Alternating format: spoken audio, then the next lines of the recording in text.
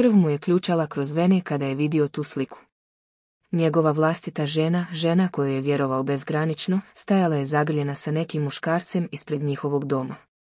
Ali to nije bilo najgore. Najgore je bilo to što su ga čekali.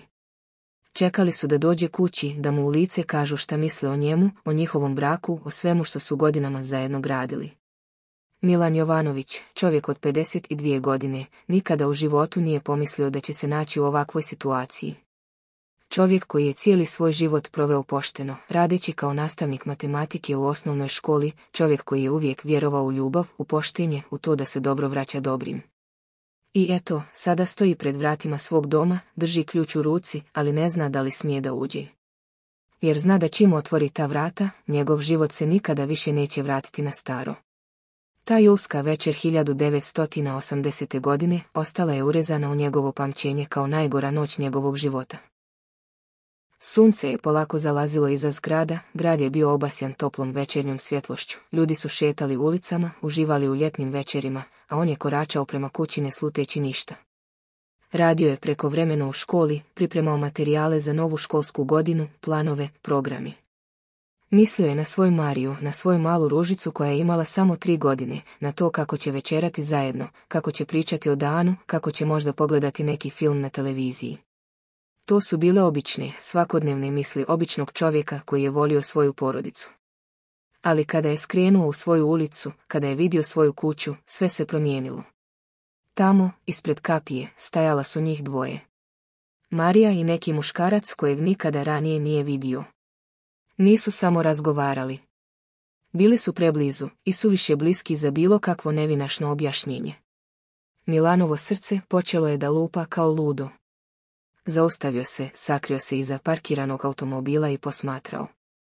Možda griješim, možda mi se čini, govorio je sebi. Možda je to njen bratanac, možda komšija, možda bilo ko, samo ne ono što mislim. Ali onda ih je vidio kako se ljube. Dugo, strašno ljube. I u tom trenutku Milan je shvatio da se njegov svijet ruši. 14 godina braka, 14 godina zajedničkog života, 14 godina planiranja budućnosti, snova, nade, sve se srušilo u jednom trenu. Osjetio je kako mu se noge odsjecaju, kako mu se ruke tresu, kako mu se sve pred očima muti. Nije mogao da vjeruje. Njegova Marija, žena koju je upoznao još u srednjoj školi, žena za koju je mislio da je ljubav njegovog života, žena koja mu je rodila dijete, vara ga. I to ne krije. Ne stidi se. Čak ga čeka ispred kuće. Nekako je skupio snagu, nekako je došao do kapije. Srce mu je tuklo tako jako da je mislio da će mu eksplodirati. Marija ga je ugledala prva. Nije pokazala nikakav strah, nikakvu krivicu. Samo je hladnokrvno rekla, Milan, moramo da razgovaramo. Muškarac pored nje, visok, tamnokos, elegantno obučen, samo ga je posmatrao s nekim čudnim smiješkom. Ko je ovo, uspio je da pita Milan, iako mu se glas tresao. To je Goran. Moj partner. Odlučili smo da ti kažemo istinu. Partner. Ta riječ ga je pogodila kao udarac čekićem. Partner. Ti si udata. Ti si moja žena. Imamo dijete, vikao je Milan, ne mareći što će komšije čuti. Ali Marija je ostala mirna. Milan, ti znaš da među nama već godinama nema ništa. Živimo kao cimeri, a ne kao supružnici. Ja sam našla nekoga ko me stvarno voli, ko me razumije, ko vi. Gdje je Ružica, oprekinuo ju je Milan. Gdje je naše dijete? Kod moje majke. Nismo htjeli da čuje ovaj razgovor. Milan je pogledao prema kući, prema mjestu koje je smatrao svojim domom, svojim utočištem, svojim mirom. I shvatio je da više nije njegovo. Da mu je sve oteto. Da je život koji je poznavao prestao da postoji. Goran je prošao pored njega, promrmljao nešto poput izvini, druže, i ušao u kuću. U Milanovu kuću. Kao da mu pripada. Hoću razvod, Milane, rekla je Marija. Ne možemo više ovako. Nije pošteno ni prema tebi, ni prema meni, ni prema Ružici. A stan, uspio je da pita Milan. Gdje ću ja? Stan ostaje meni. Ja ću čuvati Ružicu. Ti ćeš morati da nađeš neki drugi smještaj. I tu je Milan eksplodirao. Sav bol, sav bijes, sve što se nakupilo u tih nekoliko minuta, jednostavno je eruptiralo. Ti misliš da možeš samo tako da me otkačiš? Da se riješiš mene kao nekog otpada. 14 godina braka, 14 godina života i ti misliš da možeš samo reći hoću razvod i gotovo. Milan, nemoj da se ponašaš kao dijete. Svi znamo da naš brak više ne postoji. Samo ćemo formalizovati ono što se već desilo. Svi znamo. Ko su svi? Ko još zna za tvoju aferu? Marija je uzdahnula. Milan, ovo nije afera. Ovo je ljubav. Prava ljubav. Nešto što ti i ja nikada nismo imali. Te riječi pogodile su ga najjače. Jer znao je da nisu bile tačne. On je volio Mariju. Istinski je volio. Možda njihov brak nije bio savršen, možda su imali probleme kao svi parovi, možda su se posljednjih godina udaljili jedno od drugog, ali ljubav je postojala. Bar za njega. Očigledno ne i za nju. Ušao je u kuću, u svoj dom koji više nije bio njegov. Goran je sjedio u njegovoj fotelji, gledao njegovu televiziju, pio kafu iz njegove šolje. Slušaj, druže, počeo je Goran, znam da je ovo teška situacija, ali Napolje, vrisnuo je Milan. Napolje iz moje kuće. Ovo više nije tvoja kuća, mirno je rekla Marija koja je ušla za njima. Goran ostaje ovdje. Ti si taj koji treba da ideš. Milan je pogledao oko sebe. Svoju biblioteku, svoje knjige, slike na zidovima, namještaj koji su zajedno birali, sve te sitnice koje čine dom domom.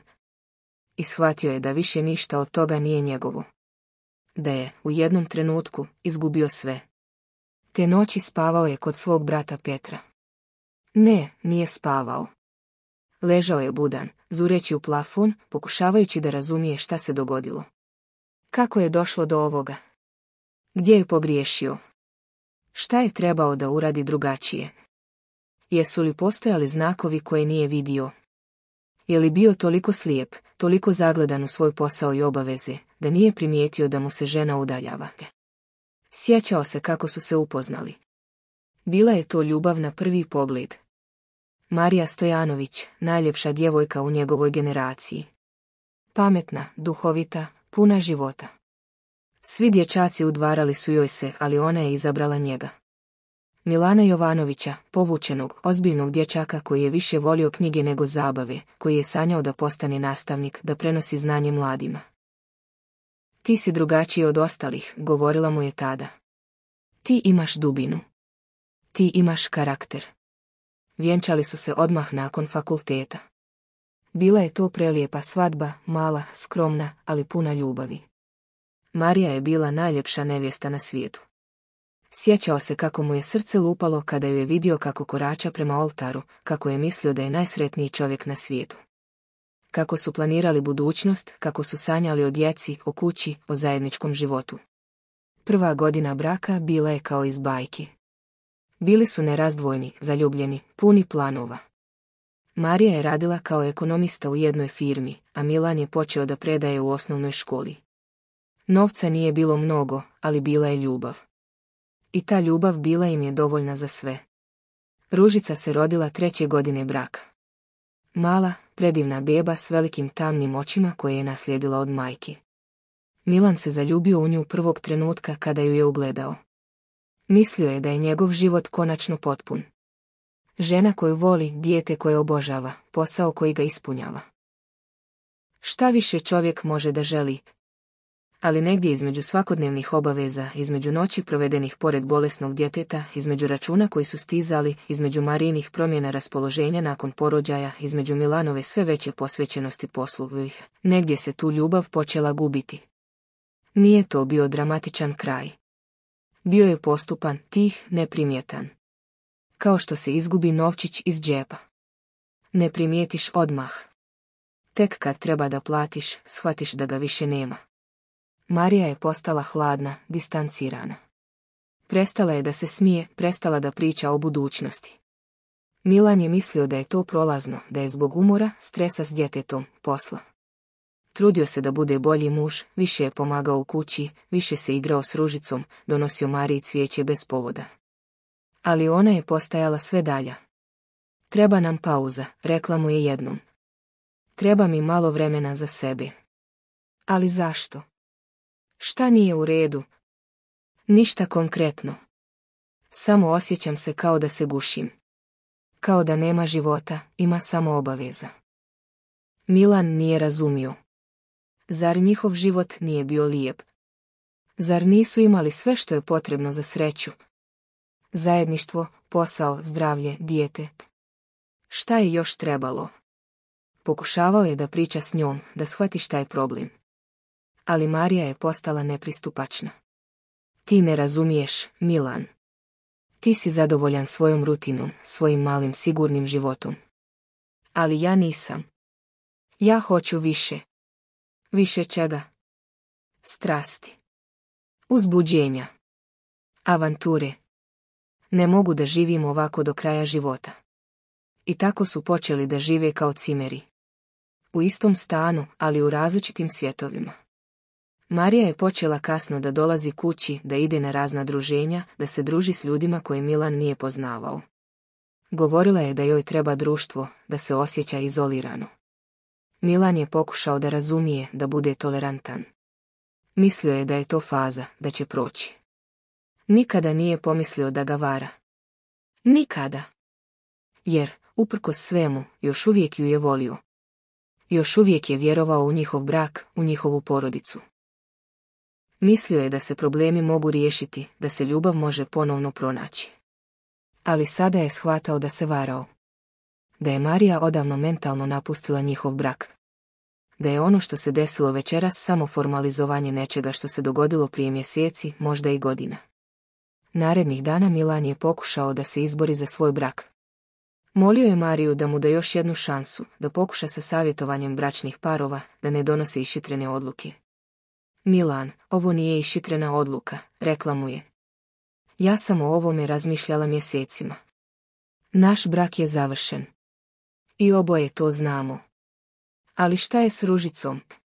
Šta će biti s našim djetetom? Ružica će biti dobro. Vidjet ćete svaki vikend.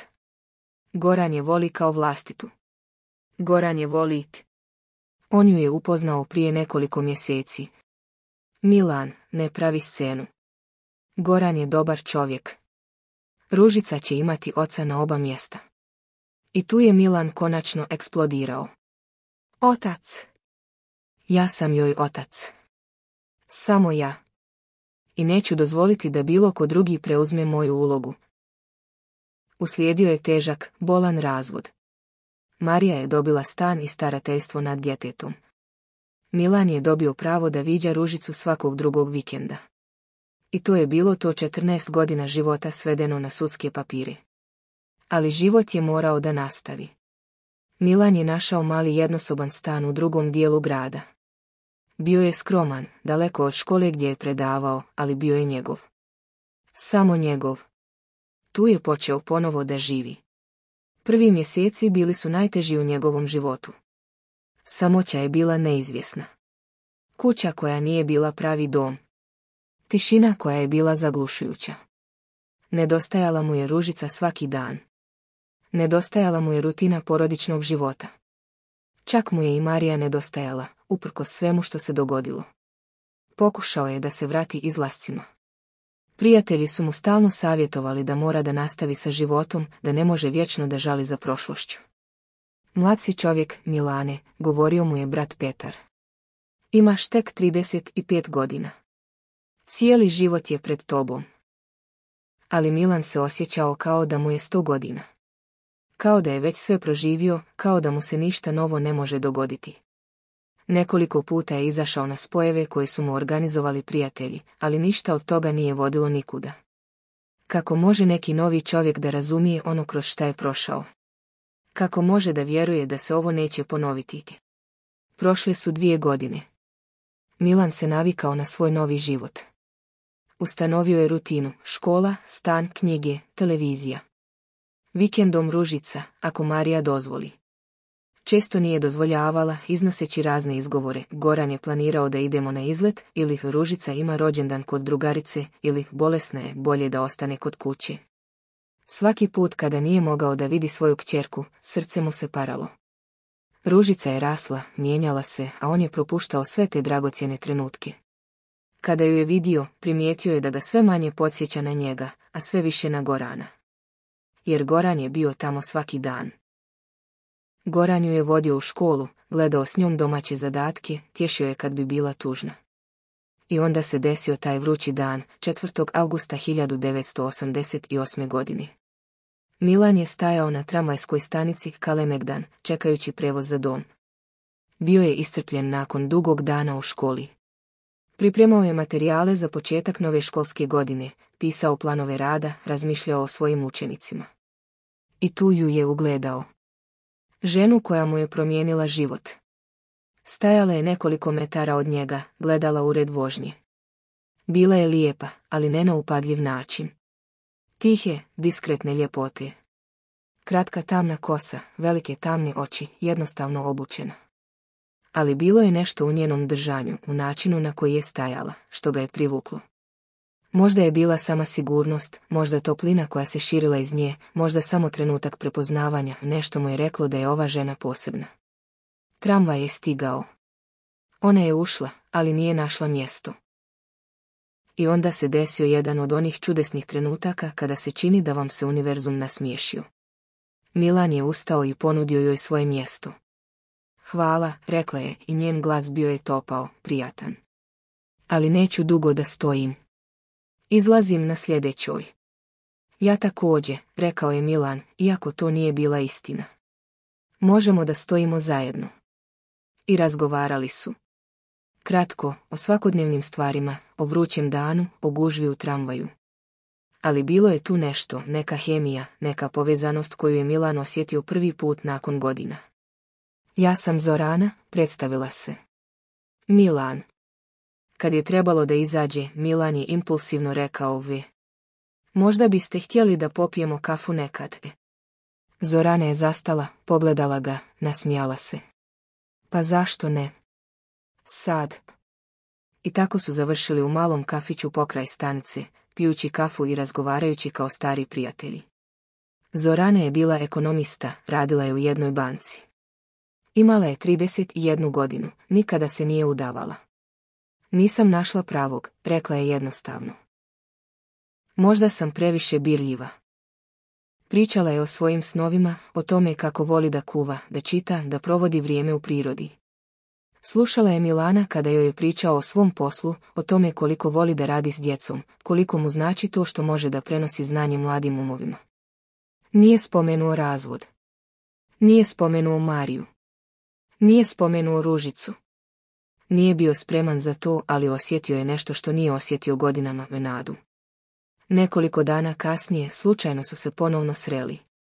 Ovaj put na Kalemegdanu, gdje je Milan organizovao tradicionalni školski piknik za profesore prije početka školske godine. Zorana je bila tamo sa svojim prijateljicama, proslavljale su rođendan jedne od njih. Kad su se prepoznali, prirodno su se priključili jedno drugome. Čini mi se da nas sudbina spaja, rekao je Milan. Ili je Beograd premali grad, nasmijala se Zorana. Ali bez obzira na objašnjenje, osjećali su se kao da se poznaju godinama. Razgovor je tekao lako, prirodno. Milan se osjetio opušteno prvi put nakon mnogo godina. Kad se dan završio, Milan je znao da ne želi da se rastanu. Hoću da vas vidim ponovo, rekao je Zorani. I ja vas, odgovorila je ona. I tako je počela njihova ljubavna priča. Polako, oprezno, s obje strane. Milan je bio povrijeđen od prethodnog iskustva, a Zorana je bila pametna žena koja je znala da se ljubav ne pravi, već da raste. Njihovi prvi sastanci bili su jednostavni, kafa, šetnja, odlazak na predstavu ili film. Razgovarali su o svemu, o knjigama koje su čitali, o filmovima koje su gledali, o životnim filozofijama, o snovima i strahovima. Milan je postepeno počeo da dijeli svoju priču. Prvo je spomenuo da je bio vjenčan, zatim da se razveo. Zorana je slušala bez osude, bez pitanja koja bi mogla biti bolna. Svatko zaslužuje drugu šansu na sreću, rekla je jednostavno. Kad joj je konačno ispričao cijelu priču o Marijinoj prevari, o gubitku doma, o borbi za dijete, Zorana je bilo ono što mu je trebalo razumijevanje i podrška. Nije svaka žena kao vaša bivša žena, rekla je. Nije svaka ljubav kao vaša prva ljubav. Možda je vrijeme da sebi dozvolite da vjerujete ponovno. A zatim je došao treći susret. Baš na istoj tramvajskoj stanici gdje su se prvi put sreli. Milan je čekao tramvaj kući nakon posla, a Zorana se zadesila tamo, također čekajući prijevoz. Ovo definitivno nije slučaj, rekao je Milan. Možda je i bolje da ne analiziramo previše, odgovorila je Zorana. Možda je život jednostavno odlučio da budemo zajedno. Te noći Milan je prvi put nakon godina zaspao smiješeći se. I sanjao je lijepe snove. Mjesecima koji su slijedili, Milan i Zorana su polako gradili svoju vezu. Zorana je upoznala Ružicu, koja ju je odmah zavoljela. Ona je drugačija od mame, rekla je mala Ružica Milanu. Ona sluša kada pričam. I istina je bila da se Zorana odnosila prema Ružici s prirodnom toplinom, bez pokušaja da bude njena majka, ali s iskrenom željom da bude njen prijatelj. To je Milanu značilo više nego što je mogao da izrazi riječima. Marija nije bila oduševljena novom ženom u Milanovom životu. Hoću da se uvjerim da je ta žena podesna za moje dijete, govorila je. Ali čak i ona je morala priznati da je Zorana dobra žena. Ona čini tatu sretnim, rekla je jednom prilikom Ružica majci. I to je bila istina. Milan je ponovno počeo da se smiješi, ponovno je počeo da planira budućnost. Nakon 2 godine veze, Milan je zaprosio Zoranu. Ne na neki grandiozni način, nego jednostavno, iskreno, onako kako je i njihova ljubav rasla, prirodno. Hoću da provedemo ostatak života zajedno, rekao joj je. Hoću da budeš moja žena, moja najbolja prijateljica, moja partnerica u svemu. Da, odgovorila je Zorana bez oklijevanja. Da, hoću. Njihova svadba bila je mala, intimna, prefinjena. Ružica je bila djeveruša kod vjenčanja, ponosna što može da bude dio tatine sreće. Čak je i Marija došla na svadbu, što je bilo iznenađenje za sve. Zaslužuje sreću, rekla je o Milanu. I ona izgleda kao žena koja će mu tu sreću dati. 3 decenije kasnije, Milan i Zorana su još uvijek zajedno. Njihov brak je sve ono što Milanov prvi brak nije bio, pun razumijevanja, poštovanja, podrške i najvažnije, trajne ljubavi. Milan je sada u penziji, ali još uvijek piše sada ne planove nastave, nego poeziju za svoju ženu. Svako jutro joj ostavlja po jednu kiticu na stolu pokraj kafe. Ti si pjesma mojeg života, napisao joj je jednom. Ti si razlog zašto vjerujem u sreću. Zorana je također u penziji, ali i dalje voli da kuva, da prima goste, da stvara toplinu u domu koji su zajedno izgradili. Naš susret na tramvajskoj stanici bio je sudbinski, često kaže. 3 puta istog dana, to mora da bude znak. Ružica je sada odrasla žena, udata, majka 2 djece. Voli obje svoje majke, biološku i maćehu, svaku na svoj način. Ali Milan zna da je Zorana odigrala ključnu ulogu u tome da on ostane dobar otac, čak i u tako složenim okolnostima. Kad se Milan osvrne na svoj život, shvata da je prevara koja ga je toliko povrijedila zapravo bila blagoslov prerušen.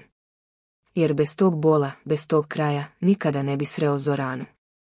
Nikada ne bi naučio što je prava ljubav, što znači imati partnera koji te voli i poštuje onakvog kakav jesi. Nije sve u tome da te neko nikada ne povrijedi, kaže sada. Važno je da nađeš nekoga s kim možeš da izgradiš život ponovno. Nekoga s kim možeš da stariš, da se smiješiš, da provodiš tišine u kojima se osjećaš kao kod kuće. I kad ga pitaju da li je još uvijek ljut na Mariju zbog onoga što se dogodilo, kaže fi. Ne. Zahvalan sam. Jer me ta bol dovela do prave ljubavi. A prava ljubav briše svaku nepotrebnu priču. Milan često posjećuje onu tramvajsku stanicu gdje se sreo s Zoranom. Samo stoji tamo nekoliko minuta, sjeća se tog dana koji mu je promijenio život. I uvijek se nasmiješi. Jer zna da je ponekad u životu dovoljno samo biti na pravom mjestu u pravo vrijeme. I biti otvoren za ono što vam univerzum želi pokloniti. Njihova ljubav rođena je iz ranjavanja, rasla je kroz povjerenje i cvjetala tokom godina koji su slijedile. To je bila ljubav koja je pokazala Milanu da sreća nije u tome da vam se ne dešavaju teške stvari. Sreća je u tome da imate nekoga s kim možete da prođete kroz sve i dobre i loše dane ruku pod ruku. Kad Milan sada piše pjesme za svoju Zoranu, svaki stih ispunjen je zahvalnošću. Zahvalnošću što je tada, te davne 1988. godine, imao hrabrosti da priđe nepoznatoj ženi na tramvajskoj stanici. Zahvalnošću što je Zorana imala ljubaznosti da mu odgovori. I zahvalnošću što ga je život, uprkos svim svojim obrtima i nevoljama, na kraju doveo do nje. Jer to je istina o ljubavi, prava ljubav ne dolazi bez rana. Dolazi nakon njih. I kad dođe, pretvara sve ožiljke u nešto lijepo, nešto snažno, nešto što može da izdrži sve što život donese. Milan i Zorana su tome živi dokaz. Njihovih 36 godina braka dokaz su da je moguće i nakon najvećeg bola pronaći sreću. A kada je pronađeš, treba je čuvati, njegovati je svakoga dana i nikada je ne uzimati zdravo za gotovo. Tako završava ova priča o ljubavi, o gubitku, o novom početku, o tome kako se ponekad sve mora srušiti da bi se izgradilo nešto bolje. Priča o tome da je važno nikada ne prestati vjerovati u ljubav, čak i kada vas ona povrijedi. Jer negdje, možda na tramvajskoj stanici, možda u kafiću, možda bilo gdje čeka vas vaša prava sreća.